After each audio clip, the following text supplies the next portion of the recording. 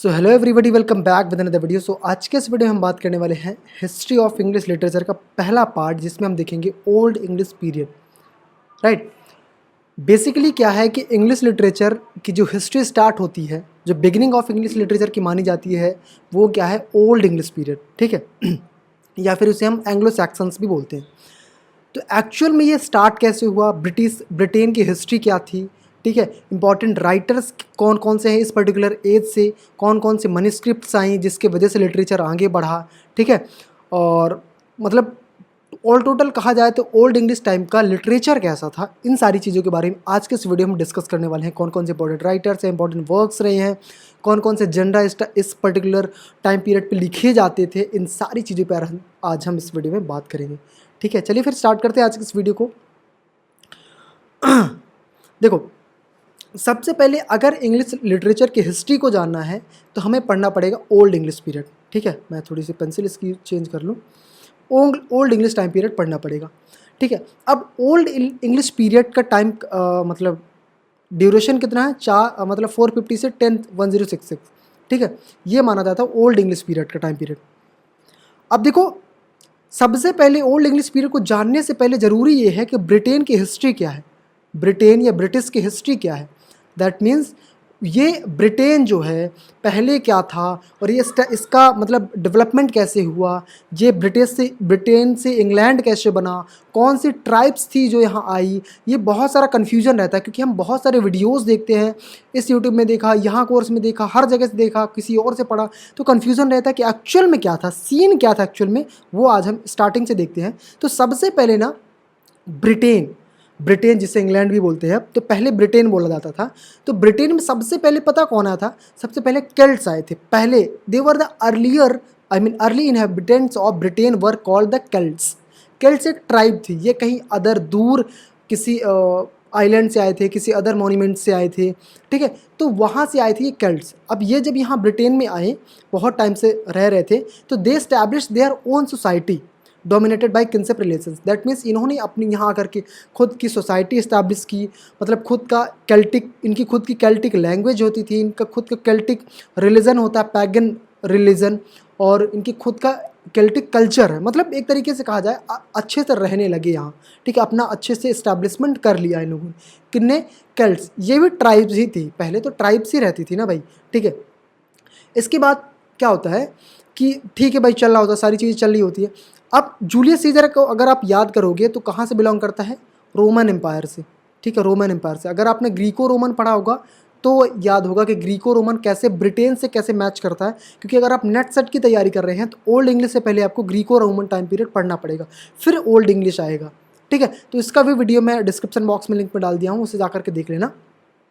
अभी देखते हैं एक्चुअल में ओल्ड पीरियड। ठीक है, तो जूलियस सीजर जो रोम का एम्परर था, तो वो अपने डेथ से 10 ईयर्स बिफोर, अपने डेथ से 10 साल पहले ये ब्रिटेन घूमने आया था, और यहाँ आकर के बोला वाह कितनी अच्छी मतलब सिटी है, कितना अच्छा कह सकते कॉन्टिनेंट है।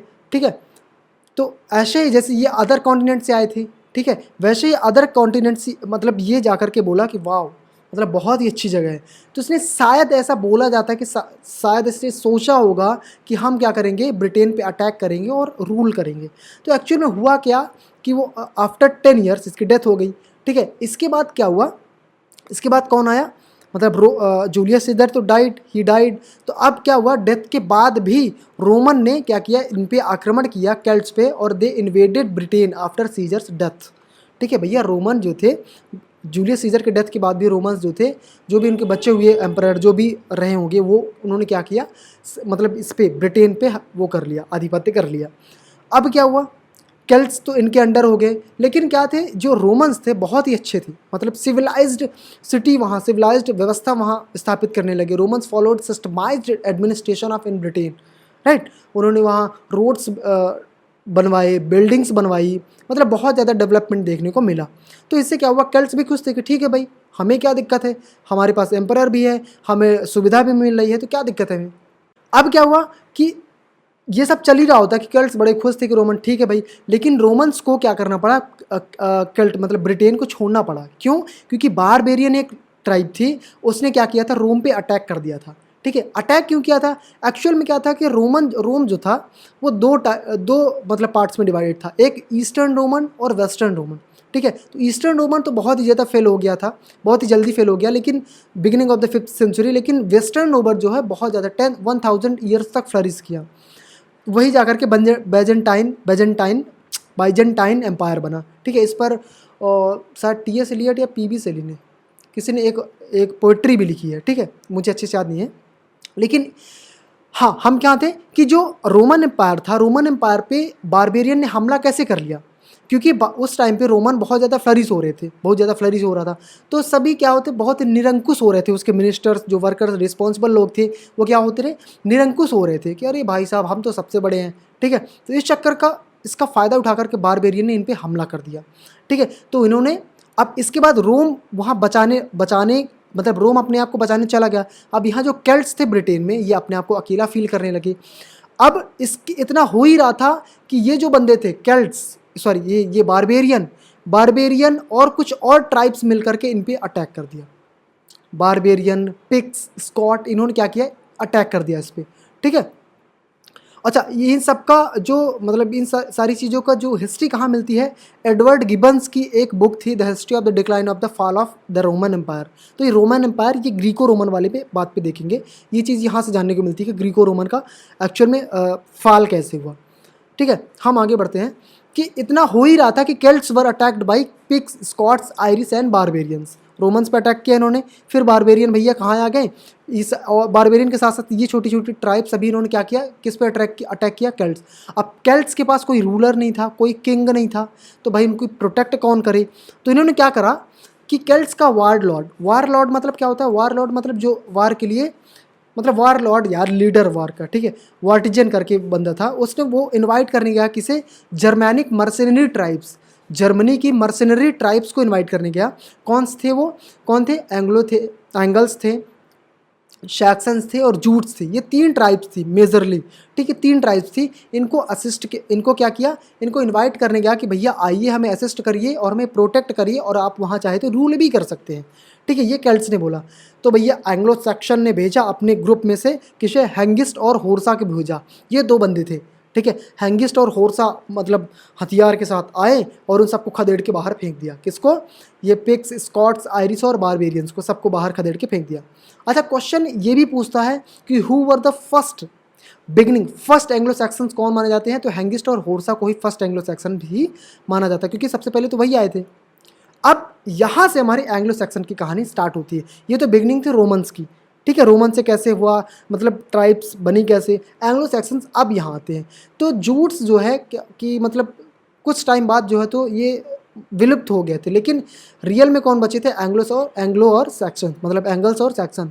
तो इन्होंने settled in Britain in 5th century AD. 5th century AD से इन्होंने वहाँ रूल करना स्टार्ट किया, और इसी टाइम पीरियड को ओल्ड इंग्लिश टाइम पीरियड भी माना जाता है। समझ में आई बात? तो ये थी ब्रिटेन की हिस्ट्री पहले। अब हम घुसेंगे किसमें, लिटरेचर पे, ओल्ड इंग्लिश लिटरेचर पे। So the beginning of English literature is marked from the old English period. ठीक है भाई, ओल्ड इंग्लिश पीरियड से ही बिगिनिंग ऑफ इंग्लिश लिटरेचर मानी जाती है। अब ओल्ड इंग्लिश लैंग्वेज जो थी बहुत ही ज़्यादा सिंथेटिक थी। सिंथेटिक मतलब केमिकल, नेचुरल नहीं थी, उसमें बनावटी मतलब केमिकल्स, मतलब बहुत सारे इन्फ्लेक्शनल मतलब ग्रामेटिकल रूल्स थे, डिफ़िकल्ट वर्ड्स थे। ठीक है, इसमें जैसे कि ग्रामर, इनके अलग ग्रामर्स थे, स्पेलिंग्स थे, अल्फ़ाबेट्स थे, वर्ब्स थे, वर्ड्स थे, और वर्ड ऑर्डर अलग चीज़ें थी। इसमें बहुत सारी लैंग्वेज जैसे जर्मन, डच और डैनिश लैंग्वेज मिक्स करके थी, लेकिन मेजर जो थी जर्मैनिक लैंग्वेज थी। ठीक है, समझ में आई बात? तो अब आगे बढ़ते हैं, बस ये पहले आ गया। ठीक है, अब ये लैंग्वेज तो हो गई, ऐसे लैंग्वेज इसमें मतलब डिफ़िकल्ट वर्ड्स देखने को मिले। हमें 4 डायलेक्ट्स देखने को मिलती हैं। ठीक है, डायलेक्ट समझते हो, बोली। इसमें इंग्लिश लिटरेचर में ओल्ड इंग्लिश पीरियड में 4 डायलेक्ट्स देखने को मिलती हैं। उनमें से कौन सी थी, नॉर्थम्बियन, मर्सियन, वेस्ट सैक्सन एंड केंटिस। ये 4 डायलेक्ट्स हमें देखने को मिलती हैं, और इन्हीं डायलेक्ट्स पे कुछ वर्ड्स देखने को मिलते हैं, वर्ड्स। अच्छा, नॉर्थम्बियन क्या था, it was use in the north part of England. Northern part of England में इस पर्टिकुलर डायलेक्ट का यूज किया जाता था। The earliest manuscripts poem Caedmon's hymn, एक कैडमन जो था ओल्ड इंग्लिश पीरियड का राइटर है, फेमस राइटर था। ठीक है, कैसे हो गया, हाँ, तो इसने क्या किया, कैडमन्स हिम जो लिखी हुई थी, कैडमन्स हिम एक वर्क है, तो इसी मैन्युस्क्रिप्ट में पाई जाती है। It was written in this dialect, मतलब कैडमन की जो कैडमन्स हिम जो पोएम है ये इसी पर्टिकुलर डायलेक्ट में लिखी गई थी। ठीक है, चलो आगे देखते हैं। वेनरेबल बीड, ये भी मोस्ट फेमस है, इसने एक वर्क लिखा है, the ecclesiastical history of English literature. ठीक है, ecclesiastical history of English literature, ये वर्क लिखा। तो इनकी जो पोएम थी, कुछ पोएम्स थी जैसे डेथ सॉन्ग, लेडल रिडल, उस टाइम पे रिडल्स भी बहुत ज़्यादा लिखे जाते हैं, रिडल समझते हो, पहेलियाँ वगैरह, तो ये सारी चीज़ें उस टाइम पे लिखी जाती। तो ये जो वेनरेबल बीड्स की डेथ सॉन्ग और लेडल रिडल्स हैं, ये सारी चीज़ें किस में लिखी गई थी, नॉर्थम्बियन डायलेक्ट में ही लिखी गई थी।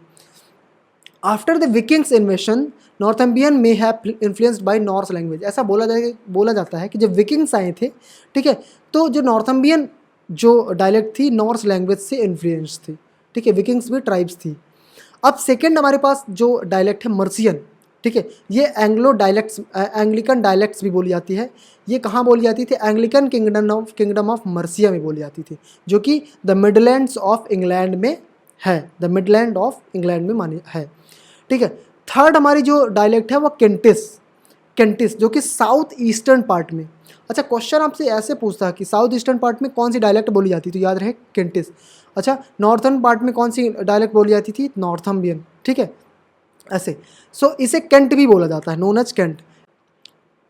अब देखते हैं हम नेक्स्ट जो हमारी डायलेक्ट है, West Saxon dialect. West Saxon dialect most prominent dialect मानी जाती है। ये साउथ वेस्टर्न पार्ट में बोली जाती थी, इन द प्लेसेस लाइक, कौन कौन से प्लेसेस थे, जैसे वेस्टसेक्स, ससेक्स, एसेक्स, मिडलसेक्स।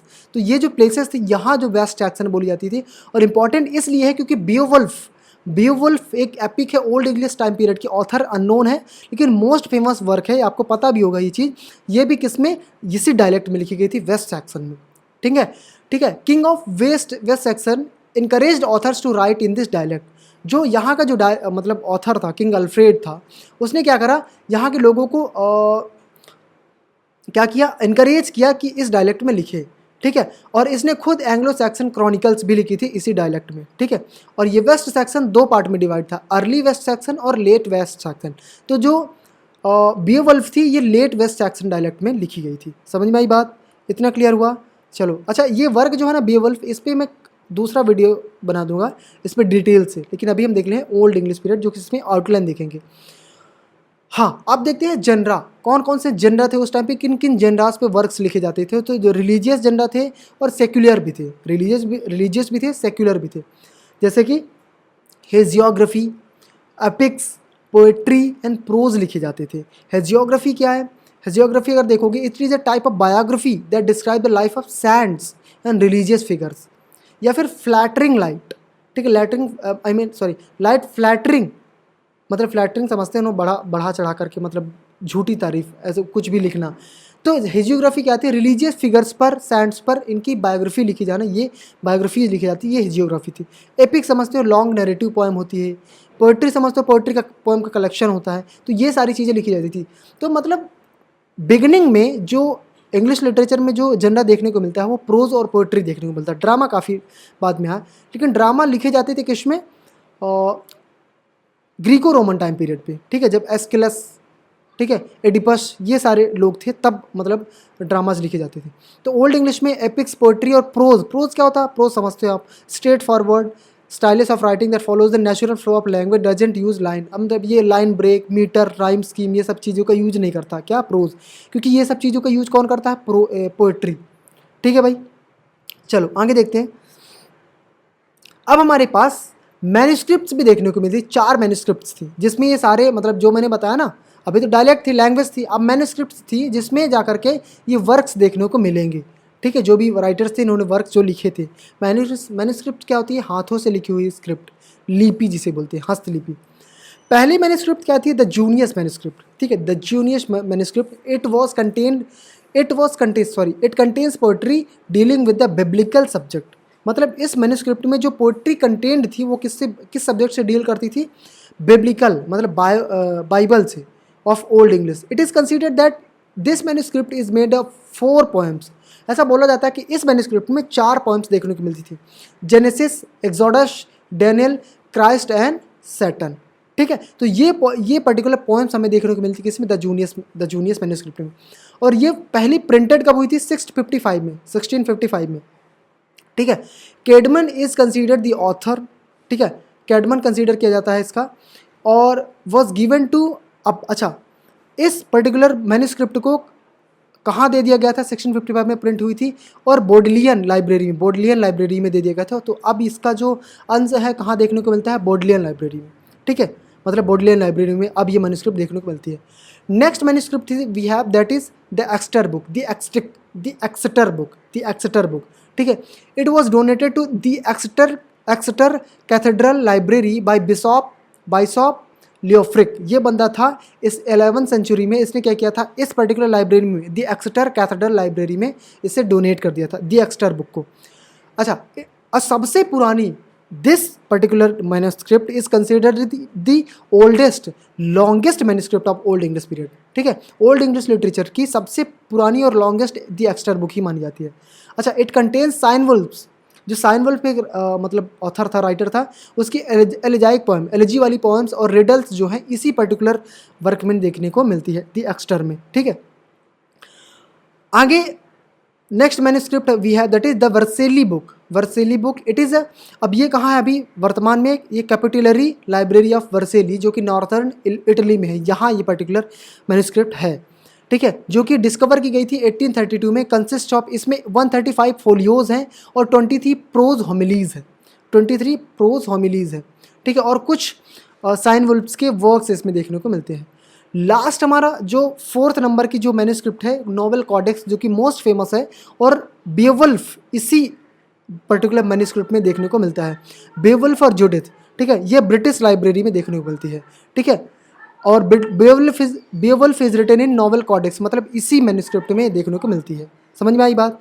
चलो आगे देखते हैं।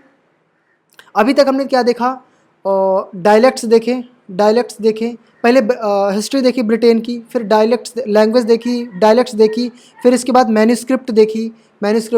अब देखते हैं मेजर राइटर कौन थे ओल्ड इंग्लिश टाइम पीरियड के, मेजर राइटर कौन थे। ठीक है, तो मेजर राइटर थे कैडमन मोस्ट फेमस था उस टाइम पे, फादर ऑफ ओल्ड इंग्लिश माना जाता है। देखो, अगर बोलोगे फादर ऑफ इंग्लिश पोइट्री तो जॉफरी चौसर हो जाएगा, father of English drama William Shakespeare माना जाएगा, लेकिन फादर ऑफ ओल्ड इंग्लिश कौन माना जाता है, तो कैडमन माना जाता है, याद रखना। और उसने एक मोस्ट फेमस वर्क लिखा, कैडमन्स हिम। ठीक है, नेक्स्ट है साइन वुल्फ, इसे केनेवुल्फ भी कभी कभी बोलते हैं। तो wrote poems that were didactic poem लिखा, डिवोशनल पोएम लिखा और मिस्टिकल पोएम लिखा। ठीक है, आपको याद रखना है मेजर राइटर कौन सी, साइन वुल्फ हो गया, कैडमन हो गया, इसके बाद एल्फ्रिक हो गया। एल्फ्रिक किसके लिए फेमस, सरमन्स के लिए, सरमन्स लिखा करता। Homily is a type of short sermons ही होता है, लाइफ ऑफ सेंट्स के बारे में लिखा करता था, संतों के बारे में। वेनरेबल बीड, ये मोस्ट फेमस है क्योंकि इसने क्या लिखी थी, the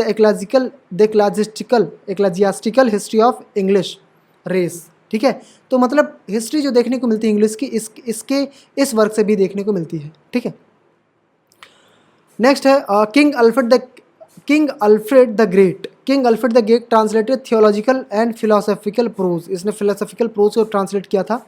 history of world by Orosius सिटी से ही रोट एंग्लो सैक्सन, हाँ इसने क्या किया है, एंग्लो सैक्सन क्रॉनिकल्स भी लिखी है। वही बंदा है जिसने क्या किया था, ऑथर्स को इनकरेज किया था कि किस वेस्ट सैक्सन डायलेक्ट में लिखें।